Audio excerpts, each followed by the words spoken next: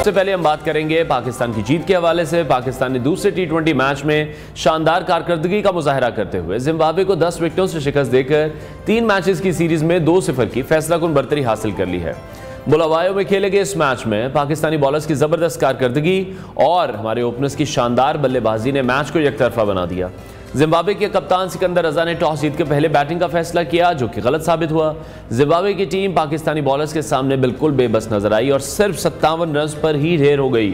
Zimbabwe का आगाज तो बहुत अच्छा था, लेकिन एक मौके पर जैसे बगैर किसी नुकसान के 37 रन बनाने के बाद पूरी टीम सिर्फ 20 रन के इजाफे में ही पवेलियन लौट गई। ब्रायन बेनेट 21 और मरमानी 16 रन बनाकर नुमाया रहे, जबकि 9 बल्लेबाज डबल फिगर में भी दाखिल नहीं हो सके। पाकिस्तान की जानिब से नौजवान बॉलर सुफियान मुकीम ने शानदार बॉलिंग करते हुए 5 विकेट्स हासिल की और उन्हें अब्बास आफरीदी, अबरार अहमद, हारिस रऊफ और सलमान अली आगा ने भरपूर सपोर्ट किया। इस आसान हदफ के ताक़ुब में पाकिस्तान के ओपनर साइम अयूब और उमैर बिन यूसुफ ने छठे ओवर में ही हदफ पूरा कर लिया। साइम ने 36 और उमैर ने 22 रन की नाकाबिल शिकस्त इनिंग्स खेलकर टीम को फतह दिलाई और ये सीरीज़ पाकिस्तान के नौजवान खिलाड़ियों के लिए एक बड़ी कामयाबी है, जिन्होंने अपनी सलाहियतों का भरपूर मुजाहरा किया है। पहले टी20 में 57 रन से कामयाबी हासिल की और फिर ये जीत जो है पाकिस्तान की टी20 में मजबूत पोजीशन को मुस्तहकम करती है। दूसरी तरफ सबसे बड़ा मसला चैंपियंस ट्रॉफी 2025 के हवाले से पाकिस्तान और भारत क्रिकेट के जो ताल्लुकात हैं वो एक बार फिर से तनाज़ात का शिकार हो रहे हैं। जो डेडलॉक है वो भी बरकरार है। भारतीय मीडिया के मुताबिक भारत ने पाकिस्तान की जानिब से दी गई न्यूट्रल वेन्यूज पर मैचेस कराने की तजवीज़ पर हिचकिचाहट का इजहार किया है। पाकिस्तान ने तजवीज़ दी थी कि आईसीसी के तमाम इवेंट्स खास तौर पर चैंपियंस ट्रॉफी न्यूट्रल वेन्यूज पर करवाए जाएं, ताकि दोनों ममालिक के दरमियान सियासी तनाव के बावजूद खेल का तसलसल बरकरार रखा जा सके। भारत का मौक़िफ़ यह है कि उनके मुल्क में सिक्योरिटी खदशात नहीं है, लिहाजा न्यूट्रल वेन्यूज़ पर खेलने की ज़रूरत नहीं। अगर भारत पाकिस्तान की तजवीज़ को तस्लीम नहीं करता तो फिर इम्कान यह है कि आईसीसी चैंपियंस ट्रॉफी की मेज़बानी पाकिस्तान से वापस ले ले। इस सूरत हाल ने पाकिस्तान क्रिकेट बोर्ड और भारतीय क्रिकेट बोर्ड के दरमियान एक नए तनाज़े को जन्म दिया है। पीसीबी के चेयरमैन मोहसिन नकवी ने अपने वाज़े मौक़िफ़ में कहा है कि अगर भारत पाकिस्तान आकर नहीं खेलता तो फिर पाकिस्तान भी भारत जाकर खेलने के लिए तैयार नहीं होगा। मोहसिन नकवी का कहना था कि दोनों ममालिक के दरमियान क्रिकेट के हवाले से बराबरी की बुनियाद पर फैसले होने चाहिए। इसी हवाले से मजीद बात करेंगे। स्पोर्ट्स एनालिस्ट अहमद कुरैशी ने हमें ज्वाइन किया है। अहमद, बहुत शुक्रिया हमें शो में ज्वाइन करने के लिए। सबसे पहले पाकिस्तान की जीत के हवाले से बात कर लेते हैं। अच्छा, इस वक्त हम देख रहे हैं पाकिस्तानी टीम परफॉर्म करती दिखाई दे रही है। पाकिस्तानी बॉलर्स की अगर बात करें, खासतौर पर सुफियान मुकीम की बड़ी ज़बरदस्त कारकर्दगी उन्होंने दिखाई। जिम्बाब्वे की बैटिंग लाइन को उन्होंने बहुत परेशान किया और हमने देखा 37 पर उनका एक खिलाड़ी आउट था और फिर 57 पर पूरी टीम ही पवेलियन लौट गई। देखें, जिम्बाब्वे के अगेंस्ट पाकिस्तान की जीत विक्ट्री टर्म्स में तो ऐसा इतनी इंपॉर्टेंस नहीं रखती, क्योंकि जिम्बाब्वे की टीम अगर हम देखें तो क्रिकेटिंग वर्ल्ड में कोई टॉप टीम्स में नहीं आती। लेकिन जो यंग टैलेंट हमारा सामने आया है इस जिम्बाब्वे की सीरीज में, जिम्बाब्वे के अगेंस्ट इस सीरीज में, आई थिंक उससे बहुत पॉजिटिव साइंस सामने आए हैं पाकिस्तान क्रिकेट के लिए। और जिस तरह से सुफियान मुकीम और अबरार अहमद वगैरह ने परफॉर्म किया, आई थिंक आउटस्टैंडिंग परफॉर्मेंस है। और सुफियान मुकीम क्योंकि जिस तरह से परफॉर्म करता आ रहा था अंडर 19 में या इमर्जिंग एशिया कप्स वगैरह में, तो आई थिंक कि सुफियान को आज से कुछ अरसा पहले ही आ जाना चाहिए था पाकिस्तान क्रिकेट टीम में। लेकिन देर आए दुरुस्त आए, जिस तरीके से उसने बॉलिंग की है और शानदार बॉलिंग की है, आई थिंक वो आउटस्टैंडिंग है। उसको जितना भी अप्रिशिएट किया जाए कम है। मेरी अभी कल रात परसों भी उससे बात हुई सुफियान से, तो मैं उससे यही कह रहा था कि यही रिदम वो आगे कंटिन्यू रखे और आई होप कि चैंपियंस ट्रॉफी में भी हम उसको खेलता हुआ देखें, कि जो मिस्ट्री स्पिनर है वो वैसे ही रीढ़ की हड्डी समझे जाते हैं किसी भी टीम के अंदर, खासतौर पे लिमिटेड ओवर्स में। तो आई थिंक कि ना सिर्फ सुफियान मुकीम, जिस तरह से अबरार ने बॉलिंग की, इसके अलावा और जो जितने भी यंग प्लेयर्स हैं उनकी जो परफॉर्मेंस के आई हैं अप्रिशिएट किया जाए कम है। और इससे ये चीज साबित हो गई है कि पाकिस्तान में क्या कमी नहीं है। पाकिस्तान में एक्चुअल प्रॉब्लम ये है कि आपके पास टैलेंट तो मौजूद है, लेकिन जब आप उस टैलेंट को इनफ अपॉर्चुनिटीज नहीं प्रोवाइड करेंगे तो फिर वो अपने आप को कैसे मनवा सकेगा और वो टैलेंट अपने आप को कैसे जस्टिफाई करेगा। जब आप रिपीटेडली उन्हीं प्लेयर्स को खिलाते रहे पिछले 2-2.5 साल में जिसकी कोई परफॉर्मेंस, तो आई थिंक चेंज हुआ है पीसीबी के अंदर, तो बड़ा पॉजिटिव चेंज है। जिस तरह से आकिब जावेद आए, फिर बाबर आजम कैप्टनसी से हटे, रिजवान आए, तो उसके अब हमें आहिस्ता आहिस्ता रिजल्ट्स नजर आ रहे हैं कि पाकिस्तान की टीम एक वेल एस्टैब्लिश टीम भी बनती जा रही है, और उसके साथ साथ पाकिस्तान की परफॉर्मेंसेस के अंदर भी हमें इंप्रूवमेंट नजर आ रही है। ठीक है, बिल्कुल अहमद दुरुस्त फरमा रहे हैं। आपके बेंच स्ट्रेंथ को भी हम बहुत ज़्यादा बेहतर बनाने में मसरूफ़ हैं। जिस तरह से इस सीरीज़ में नौजवान प्लेयर्स से, फिर अगर साइम अयूब की बात करें, वो अच्छा परफॉर्म कर रहे हैं। उमर बिन यूसुफ ने भी बगैर किसी प्रेशर के खेलते हुए जिस तरह से इस टारगेट को अचीव किया, नो डाउट आप बिल्कुल ठीक कह रहे हैं कि जिम्बाब्वे एक छोटी टीम है, बट स्टिल जीत तो जीत ही है। आने वाले बड़े मैचेस के लिए इन दो प्लेयर्स की अगर हम बात करें, स्पेसिफिकली साइम अयूब की, उमर बिन यूसुफ की, क्योंकि हमारा जो ओपनिंग पेयर है उसमें काफ़ी मुश्किलात देखने में आती हैं, आपको लगता है एक अच्छा प्लेयर ये बन सकता है? देखिए, बिल्कुल अच्छा प्लेयर बन सकता है, लेकिन सैम को अपनी परफॉर्मेंसेस के अंदर कंसिस्टेंसी लानी पड़ेगी। सैम को ये स्टैंड करनी पड़ेगी कि पहले विकेट पे खड़ा होके अपने आप को एडजस्ट किया जाता है विकेट और कंडीशन के हिसाब से, फिर आप बेशक तेज खेलो। लेकिन सैम का थोड़ा सा प्रॉब्लम ये है कि वो थोड़ा सा जल्दी में नजर आता है। मोहम्मद हारिस, सैम, इन दोनों का ये बड़ा पड़ता है। आई होप कि सैम अब मुझे तो मतलब देखने में भी कोई चीज अंडरस्टैंड होती है कि सैम अपने अंदर इम्प्रूवमेंट लेके आ रहा है, थोड़ा सा ठहराव लेके आ रहा है, वो जल्दबाजी नहीं करता। उमर भी प्रॉपर एक प्रोसेस के जरिए आया है, अंडर 9 के बाद फिर इमर्जिंग टीम में पाकिस्तान को उसने रिप्रेजेंट किया वगैरह। ये जो यंग प्लॉट आ रही है, इससे हमें काफी ज्यादा उम्मीदें हैं, और वो उम्मीदें हमें की परफॉर्मेंसेस की वजह से हैं। और आई होप कि ये जो पाकिस्तान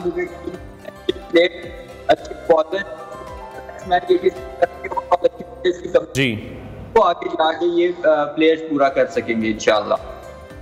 ठीक है। अच्छा, जिसने पाकिस्तान ने भी मुसलसल 2 मैचेस में शानदार कारकर्दगी का मुजाहरा किया है, कंसिस्टेंसी के हवाले से किस तरह से देख रहे हैं आप टीम को, या अगर कैप्टनसी के हवाले से बात करें, सलमान आगा की क़यादत को किस तरह देख रहे हैं? देखिए, पाकिस्तान जो साइड थी वो काफी एक्सपीरियंस थी। पाकिस्तान के इवन जो यंग लड़के भी थे वो प्रॉपर क्रिकेट खेल के आ रहे थे, जिसका मैंने आपको बताया, इमर्जिंग एशिया कप्स वगैरह। तो ये रिदम में लड़के, और दूसरा ये जो मॉडर्न क्रिकेट है उसके ऊपर ज्यादातर चल रहे हैं, और इनका फोकस होता है कि उसके हिसाब से हम अच्छे से अच्छा खेलें और अच्छे से परफॉर्म।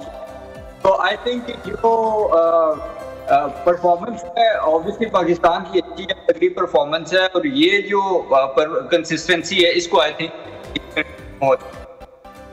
ठीक है। अच्छा, जिस तरह पाकिस्तान ने सीरीज तो ये जीती है, लेकिन तीसरे मैच में आपको क्या लग रहा है कि कुछ नए खिलाड़ियों को भी हमें मौका देना चाहिए, उनको भी आजमा लेना चाहिए इसी बारे में? देखें, बिल्कुल आई थिंक कि जो प्लेयर्स रह गए हैं जिनको अभी तक मौका नहीं मिला, उनको मौका मिलना चाहिए। और दूसरा, जो छोटी सीरीज होती हैं जैसे जिम्बाब्वे की टीम हो गई या बाकी टीम्स के अगेंस्ट, आप ज्यादा से ज्यादा यंग लड़कों को चांस देते हैं, वो इस वजह से कि यंग लड़के आपके एक तो उनको अपॉर्चुनिटी मिलती है कि वो इंटरनेशनल लेवल पे परफॉर्म कर सकें, और दूसरा जब वो छोटी टीम के अगेंस्ट खेलते हैं, परफॉर्म करते हैं, तो ऑब्वियसली उनमें कॉन्फिडेंस आता है, और फिर जब आपको कॉन्फिडेंस विद बिल्ड होता रहता है तो ऑटोमेटिकली आप फिर बड़ी टीम्स के अगेंस्ट भी अच्छा परफॉर्म करते हैं। ठीक है अहमद, अब एक और मसला चैंपियंस ट्रॉफी के हवाले से है, जहां पर हम देख रहे हैं कि पाकिस्तान की तरफ से वो तजावीज़ का जो एक पलंडरा होता है वो दिया जा रहा है, लेकिन हिंदुस्तान किसी भी ऑप्शन पर मानने को तैयार नहीं है। अब न्यूट्रल वेन्यूज़ पर मैचेस कराने की पीसीबी ने बात की, इस तजवीज़ को आप किस हद तक मौसर समझते हैं? अभी ऐसा लग रहा है कि वहाँ पर इस हवाले से भी हिचकिचाहट है कि हाइब्रिड मॉडल तब हो जब पाकिस्तान को कोई इवेंट मिले, और तब हाइब्रिड मॉडल ना हो जब हिंदुस्तान को कोई इवेंट मिले। देखिए, पहली बात तो ये है कि आईसीसी को थोड़े होश के नाखून लेने चाहिए। आईसीसी को अपना एक क्लियर स्टांस लेना चाहिए था आज से कुछ अर्सा पहले ही, और ये तो नहीं हो सकता कि ये कोई इंडिया की खाला जी का घर तो नहीं है कि जो इंडिया चाहेगा वही होगा, और जिस तरह से इंडिया चाहेगा उसी तरह से होगा। इंडिया ये चाहता है कि जब पाकिस्तान में कोई इवेंट हो, कोई भी आईसीसी इवेंट हो, तो वो हाइब्रिड मॉडल पे हो, लेकिन जब इंडिया में कोई इवेंट हो तो पाकिस्तान की टीम वहां जाके ट्रैवल करे और अपने मैचेस इंडिया में खेले। तो इस तरह से तो पॉसिबल नहीं है, क्योंकि एक अरसा हो गया है कि इंडियन क्रिकेट बोर्ड ने और इंडिया की गवर्नमेंट ने ये तमाशा लगाया हुआ है कि जब पाकिस्तान में कोई इवेंट होता है तो उनके ड्रामेबाजियां हो जाती हैं। आई थिंक पीसीबी ने जो स्टांस लिया है वो बड़ा जबरदस्त स्टांस है, और हम सब इसको सपोर्ट कर। उम्मीद तो नहीं थी कि पाकिस्तान इतना तगड़ा स्टांस लेगा, और पाकिस्तान के स्टांस की वजह से ही आईसीसी अभी कोई फैसला नहीं कर पाया या स्केड्यूल को जो है वो अनाउंस नहीं कर सका। तो आई जल्द से जल्द ये स्केड्यूल भी सामने आना चाहिए ताकि पाकिस्तान को भी क्लैरिटी हो, क्योंकि पाकिस्तान ऑलरेडी अपने स्टेडियम्स बना रहा है, अपनी जो प्रिपरेशन है वो कर रहा है। तो आई थिंक ये जो स्टांस है वो बिल्कुल ठीक है और इसी तरह होना चाहिए। अगर ये अप्रूव नहीं होता कि इंडिया में भी हाइब्रिड मॉडल पे, फिर जब भी टूर्नामेंट होगा वो हाइब्रिड मॉडल पे होगा, तो फिर पाकिस्तान को या तो बाइकआउट कर देना चाहिए चैंपियंस ट्रॉफी का, और ना सिर्फ चैंपियंस ट्रॉफी का बल्कि जो भी इंडिया में इवेंट्स हो उनका भी, बल्कि इंडिया के साथ किसी भी लेवल पे किसी भी तरह की बाइकआउट। ठीक है, लेकिन अहमद ये क्यों कहा जा रहा है कि अगर हिंदुस्तान फिर पाकिस्तान नहीं आता और पाकिस्तान भी हाइब्रिड मॉडल के लिए एग्री नहीं करता तो फिर चैंपियंस ट्रॉफी की मेजबानी पाकिस्तान से वापस ली जा सकती है? ये कुछ स्टेटमेंट मुझे समझ नहीं आ रही है कि एक मुल्क हमारे यहाँ नहीं आना चाह रहा, इवेंट हमारा है, हमसे कैसे वापस ले सकते हैं? देखें, हमसे अगर वापस लें तो फिर वही बात है, हमें भी आगे से तगड़ा जवाब देना चाहिए, हमें भी जो है ना ईंट का जवाब पत्थर से देना चाहिए। और फिर इन लोगों को जब पाकिस्तान इंडिया के साथ किसी भी लेवल पे कोई भी मैच खेलने से इनकार कर देगा तो इंडिया को भी अपनी औकात पता चल जाएगी और आईसीसी को भी पता चल जाएगा कि आईसीसी में जो है ना वो कितना दम है। कहने का मकसद ये है, देखिए जो इंडिया और पाकिस्तान की राइवलरी है, आईसीसी का पूरा टूर्नामेंट एक तरफ और इंडिया और पाकिस्तान की राइवलरी का जो रेवेन्यू है वो एक तरफ। बिल्कुल, इंडिया और पाकिस्तान की जो राइवलरी है ये सिर्फ इंडिया की वजह से नहीं है, पाकिस्तान की भी उतनी वैल्यू और इम्पोर्टेंस है जितनी इंडिया की है। तो पाकिस्तान को भी खुद भी ये चीज रियलाइज करनी चाहिए और अपनी इम्पोर्टेंस को समझना चाहिए। और अब वक्त आ गया है कि हमने बहुत अच्छा पड़ोसी बनने की, अमन की आशा और बड़ा हम एक फ्रेंडली नेबर बनने की कोशिश करते रहे हैं। आई थिंक अब वक्त आ गया है कि हमें अपनी इज्जत को, अपनी सेल्फ रिस्पेक्ट को प्रायोरिटी देनी चाहिए। और ये जो इंडिया का टोपी ड्रामा है इसका हमें इनका जवाब पत्थर से देना चाहिए। और हमें फिर अगर यहाँ से चैंपियंस ट्रॉफी चली जाती है तो फिर हमें इंडिया से खेलने की जरूरत ही नहीं है। जब इंडिया यहाँ आके नहीं खेल सकता तो हम वहां भी जाके नहीं खेलते और किसी भी वेन्यू पे नहीं खेलते।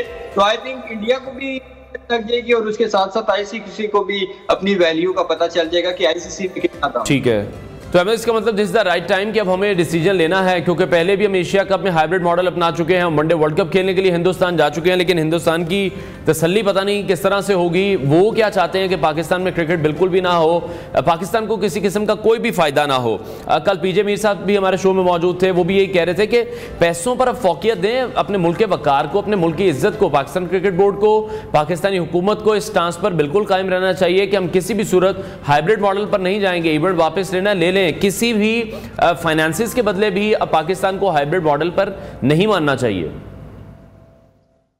बिल्कुल, क्योंकि हमने देखे ना इससे पहले बार बार अपनी सेल्फ रिस्पेक्ट पे कॉम्प्रोमाइज किया है, हमने पैसे को प्रायोरिटी दी है। हम अगर एशिया कप हाइब्रिड मॉडल में ना कराते तो आईसीसी को भी और इंडिया को भी ये चेता ना पड़ता कि जब भी पाकिस्तान में कोई टूर्नामेंट हो, जब भी पाकिस्तान में कोई क्रिकेटिंग इवेंट हो तो वो हाइब्रिड मॉडल पे हो। हमने अपने पांव पे पास में खुद कुल्हाड़ियां मारी हैं। अगर आज भी हम अकल नहीं करेंगे, आज भी हम अपने सख्त मौक़िफ़ और सख्त स्टांस नहीं लेंगे तो फिर आज के बाद भी जब पाकिस्तान में कोई इवेंट होगा तो मैं और आप यही बातें कर रहे होंगे कि क्यों इंडिया कह रहा है हाइब्रिड मॉडल कराओ, हमें हाइब्रिड पे जाना चाहिए, नहीं जाना चाहिए, क्या करना चाहिए, क्या नहीं करना चाहिए।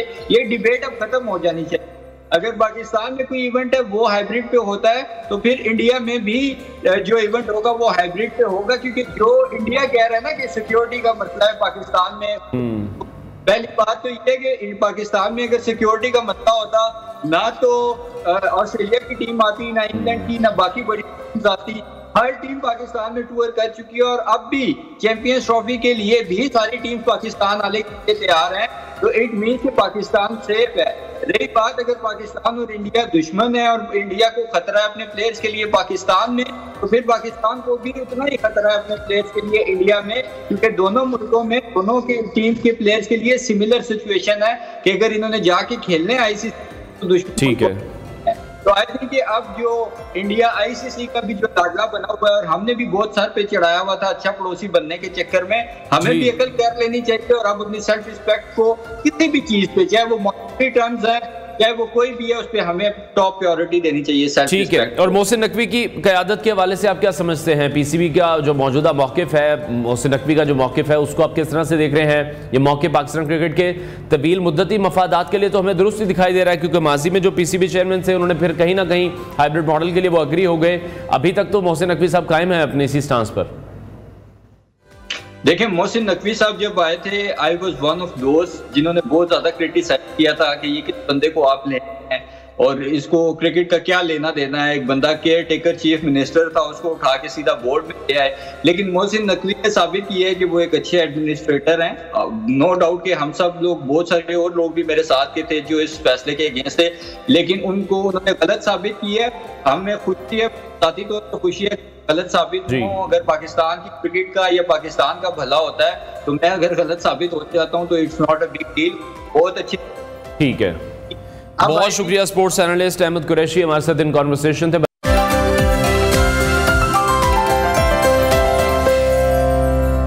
Welcome back to New Pakistan. नाज़रीन, पाकिस्तानी फनकार दुनिया भर में अपनी सलाहियतों और खिदमात की बदौलत पाकिस्तान का नाम रोशन कर रहे हैं। मौसीकी की दुनिया में पाकिस्तान की पहचान बनने वाली गुलकारा हदीका कयानी, जिन्होंने न सिर्फ अपनी आवाज़ से लोगों के दिल जीते हैं बल्कि अपनी इंसान दोस्ती और फलाही कामों की वजह से भी एक मुनफरिद मकाम हासिल किया है।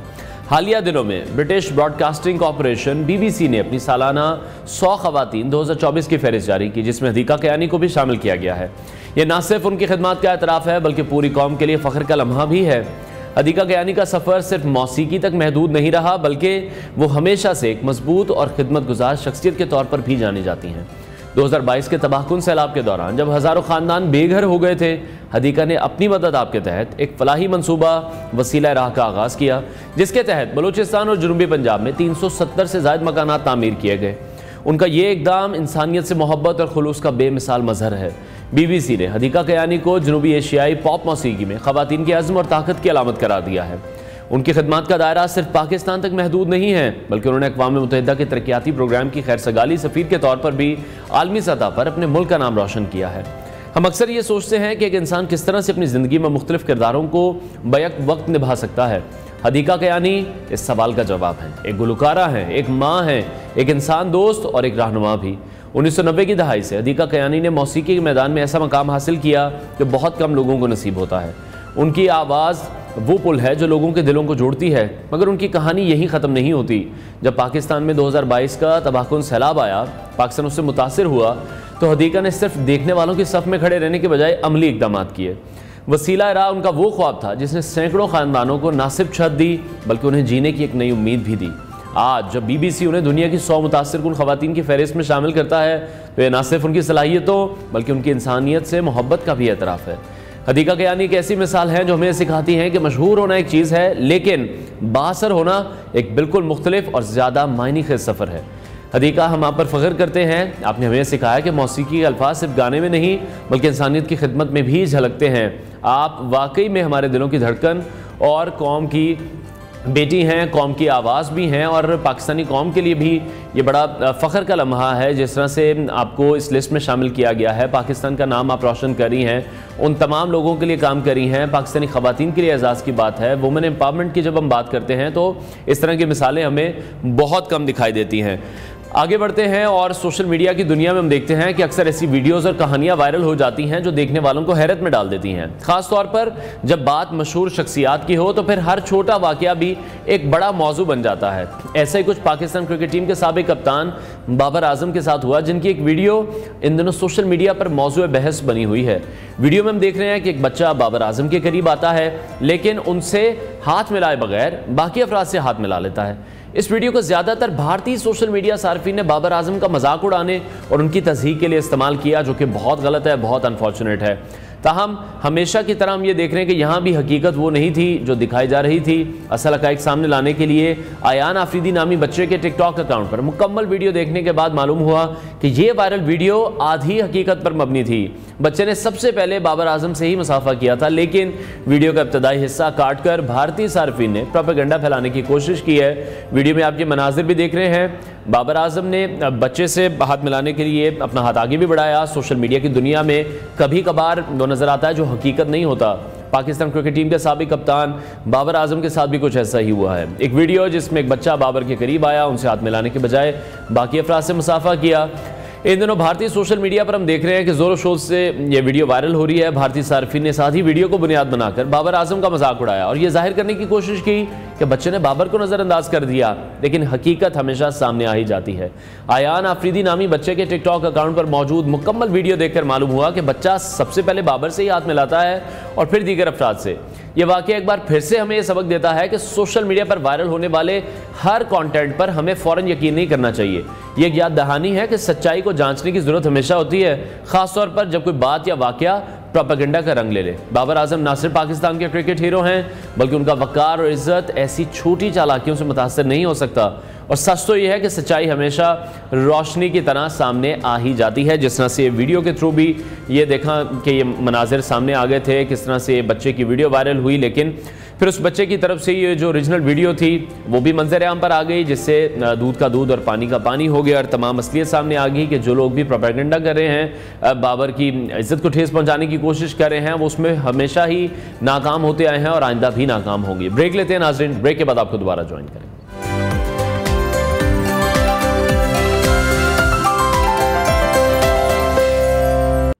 आगे बढ़ते हैं नाज़रीन। पाकिस्तान में इंटरनेट की बंदिश और सुस्त रवि न सिर्फ आवाम बल्कि IT इंडस्ट्री और कारोबारी इदारों के लिए संगीन मसाइल पैदा कर रही है। पाकिस्तान सॉफ्टवेयर हाउसेज एसोसिएशन के मुताबिक 1 घंटा इंटरनेट बंद होने से IT इंडस्ट्री को $9,10,000 का नुकसान होता है, जो कि मुल्की मईशत पर एक भारी बोझ है।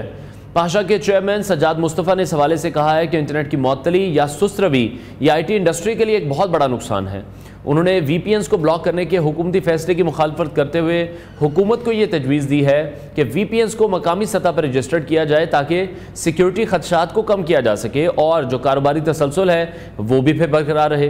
वफाकी हुकूमत और PTA के मुताबिक नेशनल सिक्योरिटी के पेश नज़र इंटरनेट मुअत्तल करना ज़रूरी है, लेकिन हालिया दिनों में इंटरनेट की सुस्त रफ्तारी से न सिर्फ IT सेक्टर बल्कि मीडिया, बैंकिंग और ऑनलाइन कारोबार मुतासर हुए हैं। इंटरनेट सर्विस की सुस्त रवि ने शोबिस शख्सियात समेत आम सार्फिन को भी शिकायत पर मजबूर कर दिया है और सोशल मीडिया के इस्तेमाल में हम देख रहे हैं कि बहुत ज़्यादा दुश्वारी का सामना भी करना पड़ रहा है। इसके साथ साथ पाकिस्तान में IT इंडस्ट्री हम देख रहे हैं बहुत तेज़ी से तरक्की कर रही है। हुकूमत ने इस शोबे में मज़ीद सरमायाकारी का इंदिया भी दिया है, लेकिन जिस तरह से बार बार इंटरनेट मुअत्तल होता है या स्लो हो जाता है, इससे न सिर्फ इसकी तरक्की मुतासिर हो रही है बल्कि बैनुल-अक़वामी सतह पर भी हम देख रहे हैं कि पाकिस्तान की साख को बहुत ज़्यादा नुकसान पहुँच रहा है। पाशा की रिपोर्ट के मुताबिक अगर हम देखें तो इंटरनेट की बंदिश से होने वाले जो माली नुकसानात हैं वो बहुत ज़्यादा हैं। ये नुकसान मुल्क की मईशत पर बहुत ज़्यादा असर डाल रहा है, अरबों में पाकिस्तानी मईशत को नुकसान हो रहा है। और अब देखना यह कि इंटरनेट की मअतली जो है ये कौमी सलामती के लिए एक मौसर हल है या फिर इसके लिए मुतबादिल जो इकदाम हैं वो हमें मुमकिन बनाने चाहिए। जिस तरह से VPNs को ब्लॉक करने की बात की जा रही है, हुकूमत के VPNs को ब्लॉक करने के फैसले को भी IT सेक्टर जो है वो भी उसको खुशाइन करार नहीं दे रहा, क्योंकि ये फैसला भी IT सेक्टर के लिए फिर फ़ायदेमंद साबित नहीं है। VPNs को रजिस्टर करने की बात की जा रही है, इस तजवीज़ पर देखना है कि किस हद तक ये इसको इम्प्लीमेंट किया जा सकता है, इससे कारोबारी सेक्टर को क्या फ़वाइद हासिल हो सकते हैं। क्योंकि बार बार जब इंटरनेट मुअत्तल हो रहा है उसमें मुल्क में हम देख रहे हैं कि टेक्नोलॉजी और सरमायाकारी के हवाले से बहुत ज़्यादा चैलेंजेस पैदा हो रहे हैं। वो बच्चे जो फ्रीलांस काम कर रहे हैं उनको बहुत ज़्यादा मुश्किलात का सामना है। इंटरनेट की जो बंदिश है उसका असर हमारे तालीमी निज़ाम पर भी हो रहा है, ऑनलाइन क्लासेस पर भी हो रहा है, हमारा बैंकिंग सेक्टर सफ़र कर रहा है, हमारा हेल्थ जैसे जो अहम शोबे हैं वो बहुत ज़्यादा असरअंदाज हो रहे हैं। तो पाकिस्तान में हम देख रहे हैं कि इंटरनेट सर्विसेज की जो मुस्तकिल बेहतरी है उसके लिए अब हुकूमत को इस तरह की तमाम जो ऑर्गेनाइजेशंस हैं उनको मिल बैठने की ज़रूरत है कि जब से फायरवॉल की इंस्टॉलेशन हुई है उसके बाद से हम देख रहे हैं कि इंटरनेट की बहुत ज़्यादा प्रॉब्लम है। अक्रॉस द बॉर्डर जब हम देखते हैं IT सेक्टर में हिंदुस्तान में जितना काम हो रहा है, अरबों डॉलर कमा रहे हैं वो IT सेक्टर में, कहाँ से कहाँ वो पहुँच चुके हैं इस वक्त। लेकिन पाकिस्तान में अभी भी हमारे लिए प्रॉब्लम्स नई से नई नए दिन शुरू हो जाती हैं, जिस तरह से इंटरनेट को स्लो कर दिया जाता है। अब हुकूमत और IT सेक्टर के दरमियान किस तरह की कोऑर्डिनेशन होनी चाहिए ताकि इंटरनेट के जो मसाइल हैं इसको परमानेंटली हल किया जा सके, ताकि बच्चे बहुत ज़्यादा सफ़र कर रहे हैं, कारोबारी हजरात बहुत सफ़र कर रहे हैं और पाकिस्तान का जो इमेज है वो इंटरनेशनली भी बहुत ज़्यादा ख़राब हो रहा है। पाकिस्तानी मईशत को बहुत ज़्यादा नुकसान उठाने की ज़रूरत है। तो इस पर हुकूमत को चाहिए कि इन तमाम IT सेक्टर्स के साथ बैठे और कोऑर्डिनेशन बनाए ताकि इंटरनेट के मसाइल को हल किया जा सके। ब्रेक लेते हैं नाज़रीन, ब्रेक के बाद आपको दोबारा ज्वाइन करेंगे।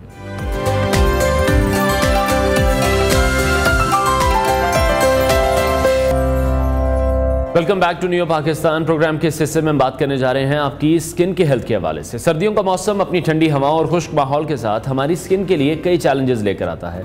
इस मौसम में हवा में नमी की कमी के बायस जल्द खुश्क, खुरदरी और हसास हो जाती है।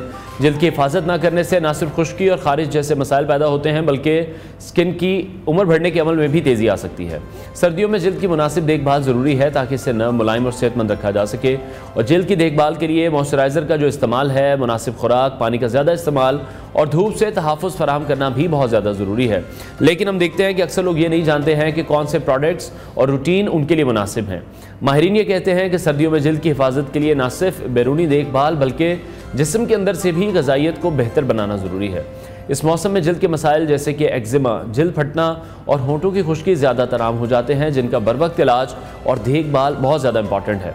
आज हमने मारूफ माहिर अमराज जल्द डॉक्टर अरीज खालिद को मदऊ किया है ताकि वो सर्दियों में जल्द की हिफाजत के अहम नकात और मौसर इलाज के बारे में रोशनी डाल सकें। डॉक्टर साहिबा, बहुत शुक्रिया हमें शो में ज्वाइन करने के लिए। सबसे पहले मैं जानना चाहूँगा, सर्दियों के मौसम में जो हमारी स्किन के मसाइल हैं वो बहुत ज़्यादा आम हैं, इनसे बचाव के लिए फिर हमें कौन से इकदाम करने हैं, क्योंकि जो हमारी रूटीन है वो काफ़ी चेंज हो जाती है सर्दियों में। बिल्कुल, आपकी सारी प्रोडक्ट्स चेंज हो जाती हैं, आपकी डेफिनेटली जितनी भी रूटीन है उसका बिल्कुल आपको चेंज करना पड़ता है। सबसे पहले तो जो कमी नेचुरली हर इंसान की आ जाती है वो पानी पीना कम कर देता है कि शायद वो एक प्यास का अमल कुदरती ये होता है कि ज़रा जब गर्मी होती है तो आपको वैसे ही ज़्यादा लग रही होती है, तो इसमें आपको ऐसे लग रहा होता है कि अच्छा ज़रूरत ही नहीं है, हमें फ़ील हो रही, क्योंकि हमने थोड़ा सा बॉडी को इस चीज़ पे छोड़ा होता है पाकिस्तान में कि अच्छा हमें अगर भूख लगेगी तो हम खाएंगे, प्यास लगेगी तो पानी पिएंगे। तो आपकी इन एनी केस अपनी इंटरनल हाइड्रेशन बहुत इंपॉर्टेंट है। उसके अलावा क्योंकि इस वक्त आपको सारों को पता है कि स्मॉग के हालात से भी हम बहुत शदीद गुजरे हैं, बट स्टिल अभी भी एयर क्वालिटी बहुत ख़राब है। अच्छा, उसमें प्रॉब्लम ये है क्योंकि बिल्कुल हवा में नमी का तनासब ना होने के बराबर है। अगर तो आप ह्यूमिडिफायर अफोर्ड कर सकते हैं, जो कि बहुत ज़्यादा एक्सपेंसिव वैसे तो नहीं है अब, क्योंकि एयर प्योरीफायर और ह्यूमिडिफायर में फ़र्क है, ठीक है। तो ह्यूमिडिफायर आमतौर पर 2-3 हज़ार से भी स्टार्ट होते हैं और ये आपको आराम से मिल जाते हैं।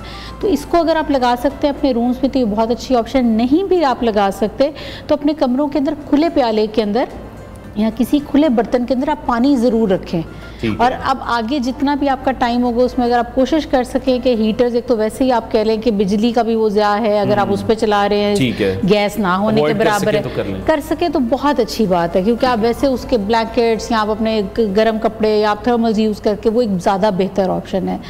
दूसरा, आप जब नहा रहे हैं, क्योंकि गर्म पानी के बगैर मैं ये तो कह नहीं सकती कि आप ठंडे पानी में नहाए, हाँ वो इस वक्त मुझे सारे देखने बंद कर देंगे ठंडे पानी में कौन नहाए, लेकिन आपने टाइम कम कर देना है, ठीक है। आपका कांटेक्ट टाइम किसी भी सूरत 15 मिनट से ऊपर नहीं होना चाहिए गर्म पानी के साथ। और हॉट वाटर नहीं, वार्म वाटर ये एक बड़ी प्रॉब्लम है कि वो सर्दियों में जो पानी जब आप शावर ले रहे होते हैं तो फिर आपको होता है कि पानी बहुत ज़्यादा गर्म, तो बहुत ज़्यादा गर्म भी बहुत ज़्यादा डैमेजिंग है फिर हमारे लिए। बिल्कुल एग्जैक्टली। तो जिनको बहुत ज़्यादा की आदत है, मैं कहूँगी पहले थोड़ा सा ज़रा कम करें, करते करते वार्म तक आएँ। और उसके बाद सबसे इम्पॉर्टेंट चीज़ ये है कि जब आपने ख़ास तौर पे गर्म पानी के साथ नहाया है, आपने नहाने के 10 मिनट के अंदर अंदर आपका जिस वक्त जिस्म में थोड़ी बहुत नमी मौजूद है, आपने उसी वक्त मॉइस्चराइज़ करना है, ठीक है। ड्राई बॉडी पे आप जितना मर्जी मॉइस्चराइज कर लें वो कुछ भी नहीं करेगा, ठीक है। दूसरा, आपका मॉइस्चराइज़र जो है वो पहले वो आपके गर्मियों में वाटर बेस्ड स्टार्ट हो जाते हैं, ठीक है, या जो ऑयल कंट्रोलिंग होते हैं इस वक्त आपके चेंज हो जाएंगे। जो कि ऑयल बेस्ड मॉइस्चराइज़र्स हैं वो आपके इस मौसम में बहुत अच्छा काम करते हैं। वो इसलिए भी ज़रूरी है कि ज़ाहिर है झुर्रियाँ और वो सारे मामलात को बचाएंगे, एजिंग से भी बचना है हमें, ठीक है। तो कितनी वैसे स्किन टाइप्स कितनी हैं और किस स्किन टाइप को किस तरह से डील करना है ये भी तो हमें अवेयरनेस नहीं है। बिल्कुल, देखिए अब मेरे अपने ख्याल में जो हमारे हालात मौसम, मैंने अभी तक कोई क्लिनिक में नहीं देखा कि जिसने आके कहा कि मेरी स्किन ऑयली है।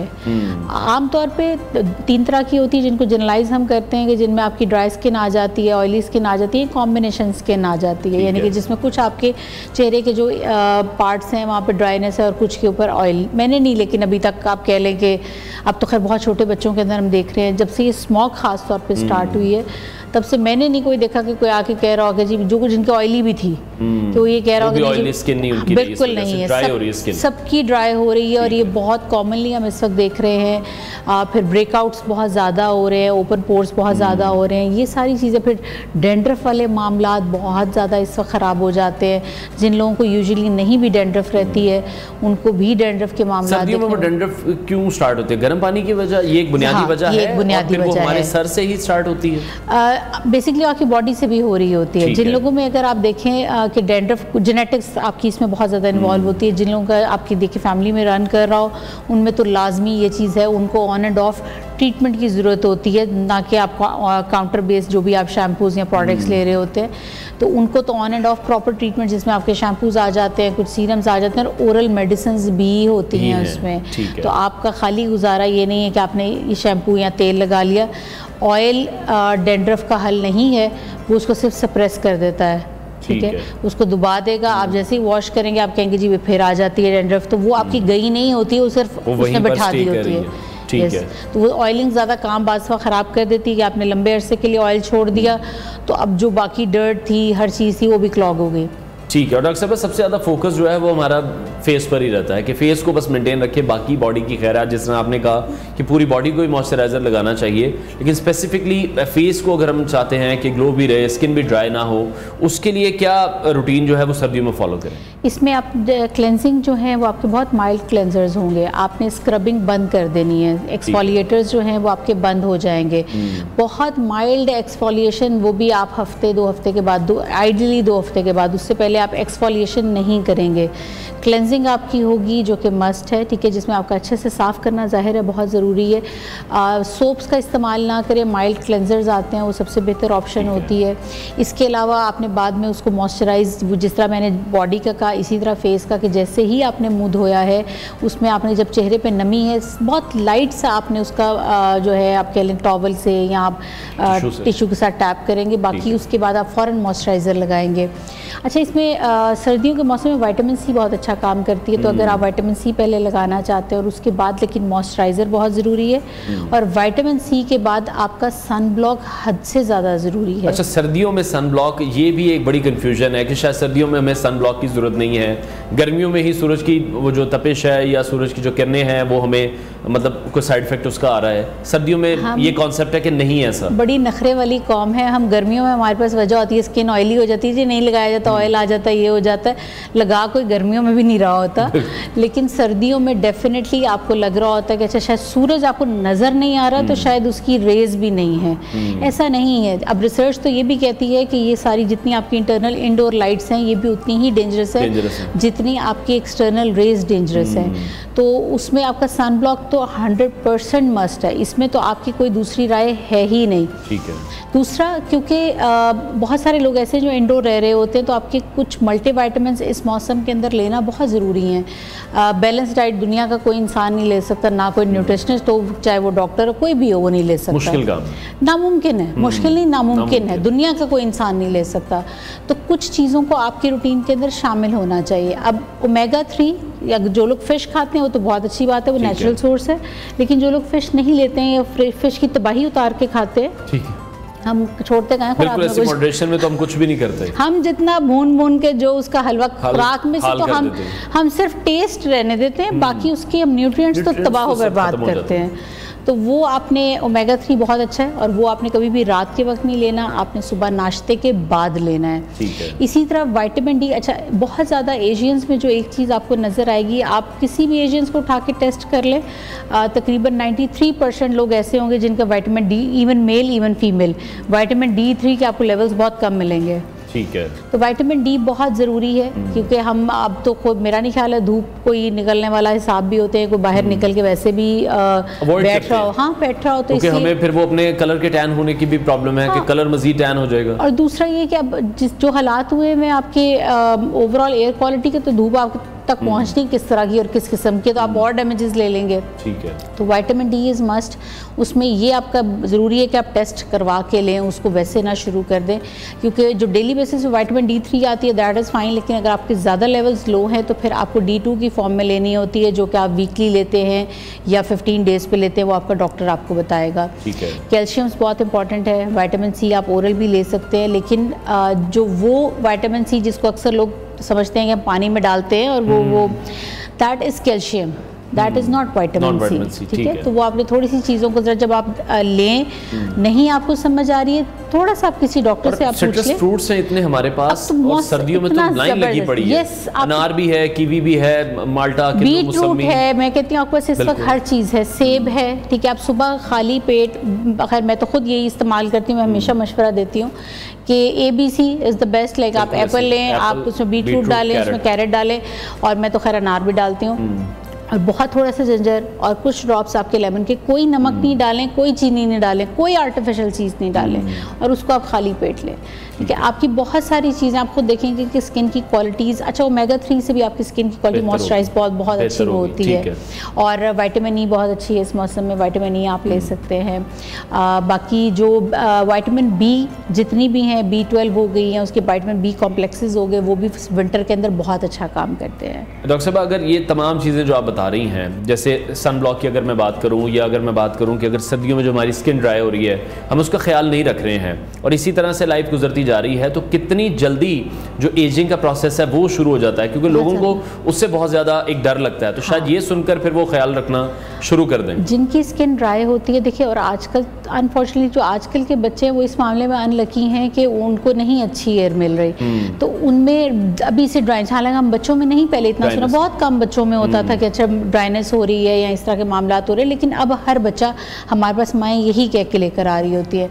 तो आपका एजिंग का प्रोसेस जो हम कभी पढ़ा करते थे कि 35 के बाद स्टार्ट हो रहा है, अब इस वक्त 20-22 साल के बाद भी लोगों में स्टार्ट हो रहा है, और वो एक्सेलरेट हो जाता है, क्योंकि ड्राई स्किन पे बहुत जल्दी फाइन लाइंस आती हैं, बहुत जल्दी रिंकल्स आते हैं। तो आपने जिस तरह का आपने शायद 40 या 50 में नज़र आ रहा था, आप 30-35 में नज़र आना शुरू हो जाएंगे। तो एजिंग का प्रोसेस का मतलब बहुत ज़्यादा तेज हो जाएगा, जो रिंकल्स हैं फेस पर वो जल्दी आना शुरू हो जाएंगे, बहुत ज़्यादा फाइन लाइंस जो हैं वो। यस, और इस वक्त अगर आपके पास नेचुरल सोर्सेज में आप जाना चाहते हैं, दही एक बहुत अच्छी ऑप्शन है, इसमें प्रोबायोटिक्स भी होते हैं। इवन आपके मलाई जो होती है, अगर आपके पास, देखिए, आपके पास हर तरह की, अल्लाह मियां पाकिस्तान को इस मामले में ब्लेस रखा है कि कुछ चीज़ों की कमी है तो आपको कहीं ना कहीं से बहुत अच्छे तरीके से कंपनसेट किया हुआ है, तो आपके पास ऑप्शन है। क्योंकि if someone can afford shawarmas and burgers, तो बहुत ईजी है कि वो फ्रूट बहुत आराम से ले सकता है। मेरा नहीं ख्याल है वो कम ले सकता होगा, लेकिन कोई ना कोई फल लाजमी ऐसा है कि वो हर बंदे की अफोर्डेबिलिटी में आता है। ठीक है। और दूसरी तरफ अब आप, यानी कि ये अब हमें बैलेंस लेकर चलना है, सिर्फ ये नहीं है कि हम क्रीम्स का इस्तेमाल करते रहें और हम अपनी डाइट को ठीक ना करें, तो दोनों चीज़ें बहुत ज़्यादा बैलेंस चाहिए। फिर आपको हर चीज़, आपका एनवायरनमेंट, देखें, ये आपका पहला बैरियर है, आपकी स्किन आपकी इंटरनल वर्ल्ड के लिए, ठीक है। आपकी पूरी जो अंदर की जितना सिस्टम है, उसका सबसे पहले जो चीज़ फेस करनी है वो आपकी स्किन ने करनी है। आपके अंदर कोई मसला चलेगा, सबसे पहले आपके चेहरे पे नजर आएगा, ठीक है। आपका दिल के अंदर मैल होगी, वो भी आपके चेहरे पे नजर आएगी, ठीक है। तो इसलिए बहुत ज्यादा जरूरी है रखने की जरूरत है। बहुत शुक्रिया skin specialist doctor rice Khalifa की। वजीर खजाना रेवेन्यू मोहम्मद औरंगजेब का तकरीब से खिताब आपने मुलाहिजा किया। नाज़रीन, आगे बढ़ते हैं और सोशल मीडिया पर वायरल होने वाले एक और वाक़े के हवाले से आपको अपडेट करते हैं। ऐसी बहुत सी वीडियोज़ हैं जो पहले भी हम अपने नाज़रीन के साथ शेयर करते रहे हैं, और शादी एक ऐसा खूबसूरत बंधन है जो दो अफराद को मोहब्बत, एहतराम और खुशियों के सफ़र में जोड़ता है।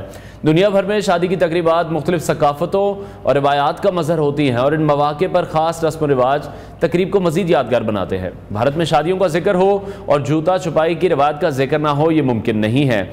ये रस्म ना सिर्फ दुल्हा और दुल्हन के ख़ानदानों के लिए खुशी का लम्हा होती है, बल्कि अक्सर इसके दौरान दिलचस्प और गैर मामूली वाक़यात भी रूनुमा होते हैं, जिस तरह आप हमारी स्क्रीन पर भी इस वक्त मुलाहिजा कर रहे हैं। हाल ही में भारत के शहर मीरठ में होने वाली एक शादी में जूता छुपाई की रस्म ने सबको हैरान कर दिया।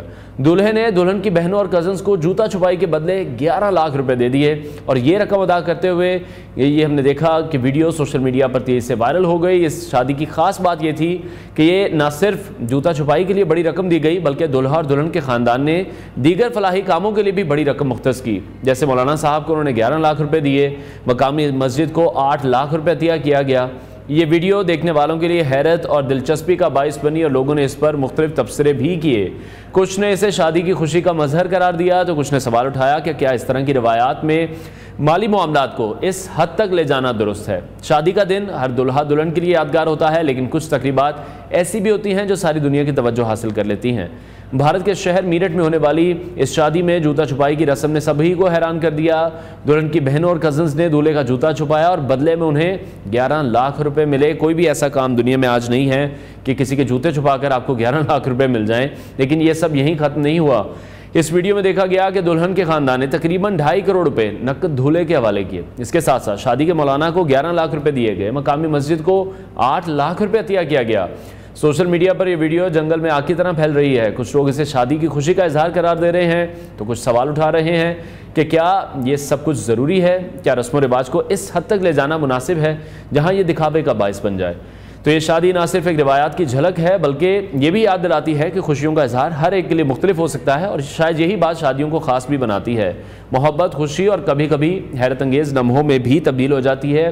कमेंट सेक्शन में अपनी आरा से भी हमें आगाह कीजिएगा। इस वीडियो के हवाले से हमने आपको अपडेट किया और जहां तक हम देख रहे हैं कि जो लोग थे वो इस पर मुख्तलिफ किस्म के कमेंट करते हुए भी हमें दिखाई दे रहे हैं। ब्रेक लेते हैं नाज़रीन, ब्रेक के बाद आपको दोबारा ज्वाइन करेंगे।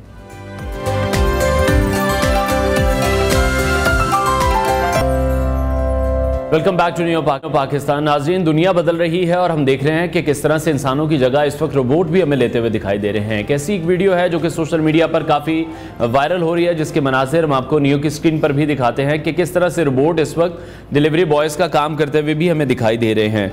टेक्नोलॉजी ने हमारे रोज़मर्रा के मालूमात को यकसर तब्दील करके रख दिया है और जहाँ पहले कुछ काम सिर्फ इंसान ही अंजाम दे सकते थे, वहीं अब हम देख रहे हैं कि रोबोट तेज़ी से इन कामों को संभाल रहे हैं।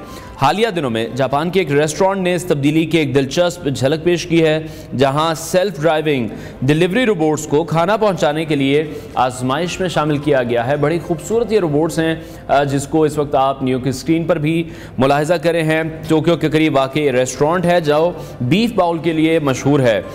फूड डिलीवरी और रोबोटिक्स कंपनी के ताउन से एक इनकलाबी मंसूबे का आगाज़ किया गया है और इस मंसूबे का मकसद ना सिर्फ डिलीवरी के अमल को आसान बनाना है बल्कि इसमें इंसानी अमल दखल के हवाले से भी हम देख रहे हैं कम करके खुद का टेक्नोलॉजी को बुरा लाने की बात की जा रही है। ये रोबोट जो कि जदीद टेक्नोलॉजी का शाहकार हैं, एक मुनफरिद अंदाज में काम करते हैं। सारिफीन जो कि सिर्फ एक मोबाइल ऐप के ज़रिए अपने पसंदीदा खाने का ऑर्डर देते हैं, इसके बाद रेस्टोरेंट में ऑर्डर को रोबोट में महफूज करके रवाना कर दिया जाता है। ये रोबोट नहायत जहानत के साथ कस्टमर के दिए गए एड्रेस तक पहुंचने के लिए अपना रास्ता खुद बनाते हैं। रिहायशी इलाकों में ये रोबोट 4 किलोमीटर फी घंटा की रफ्तार से चलते हैं, जो अगरचे इंसानी डिलीवरी बॉय के मुकाबले में कदरे सुस्त है, लेकिन इसकी जो कारकर्दगी है वो मुतासिर कुन है। रोबोट की यह सलाहियत कि वो खुद ब खुद रास्ते का तयन करता है, ऑर्डर की तकमील करता है। मुस्तकबिल के डिजिटल दौर की तरफ भी हम देख रहे हैं, एक अहम कदम है जिस तरह से इसको डिज़ाइन किया गया है। बहुत ही पोर्टेबल भी हमें दिखाई दे रहा है और ये रोबोट किसी भी इंसानी गलती के बगैर अपनी खिदमात को अंजाम दे रहा है, जो डिलीवरी के अमल को ज़्यादा मौसर और काबिल एतमाद बनाता है। अगरचे हम देखते हैं कि इस टेक्नोलॉजी के साथ साथ कुछ चैलेंजेस भी हो सकते हैं, जैसा कि सुस्त रफ्तार है, रिहायशी इलाकों में मुमकिन तौर पर रुकावटें भी मौजूद होती हैं, लेकिन इसकी जो अफादियत है वो इन खामियों में से भी कहीं ज़्यादा हमें दिखाई दे रही है। और अभी इसको एज अ प्रोटोटाइप यूज़ किया जा रहा है, एक्सपेरिमेंट्स किए जा रहे हैं मुख्तलिफ़ किस्म के, इसको इस्तेमाल में लाने के लिए जो ये तजर्बा निया किया जा रहा है। तो जापान के इस मंसूबे से ये बात काफ़ी वाज़ेह है कि दुनिया बदल रही है और कोशिश ये की जा रही है कि इंसानों का कुछ काम अब रोबोट से भी लिया जाए। तो ये वीडियो थी जो हमने आपके साथ शेयर की है।